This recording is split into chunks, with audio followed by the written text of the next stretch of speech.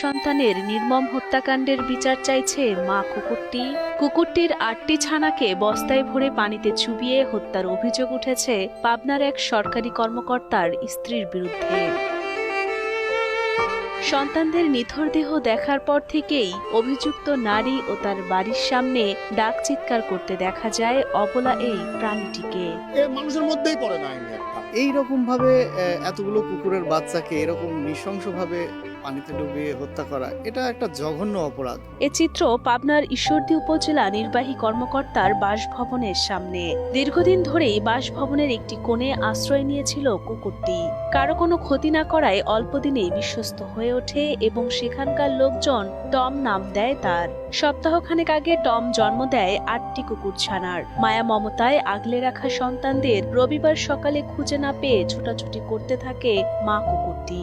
তার ছোটাছুটি দেখে স্থানীয়রাও খুঁজতে থাকে ৮ কুকুর ছানাকে। পরদিন পাশের এক পুকুরে ছানাগুলোকে বস্তাবন্দিভাবে মৃত অবস্থায় পাওয়া যায়। পরবর্তীতে জানা যায় কুকুর ছানাগুলোকে বস্তাবন্দি করে পুকুরের পানিতে ফেলে দিয়েছেন উপজেলা পল্লী উন্নয়ন ও সমবায় বিভাগের ক্ষুদ্র কৃষক উন্নয়ন ফাউন্ডেশনের কর্মকর্তা হাসানুর রহমান নয়নের স্ত্রী।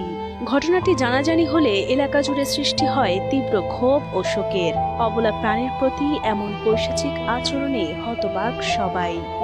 বাচ্চাগুলোকে মারলো বিশাল একটা অপরাধী, ঠিক আছে, এর আমরা কঠোর শাস্তি চাই। প্রাণীর প্রতি বা জীবের প্রতি এরকম অপরাধগুলো বরাবরই পার পেয়ে যায়। আইন থাকলেও তার প্রয়োগ নেই। আমার মনে হয় এই আইনের প্রয়োগ এই ক্ষেত্রে ঘটানো উচিত, যেন সেটা দেখে সাধারণ মানুষের মধ্যে সচেতনতা বৃদ্ধি পায়। সন্তানদের নিথর দেহ দেখার পর থেকেই অভিযুক্তের বাড়ির সামনে ডাক চিৎকার করতে দেখা যায় মা কুকুরটিকে।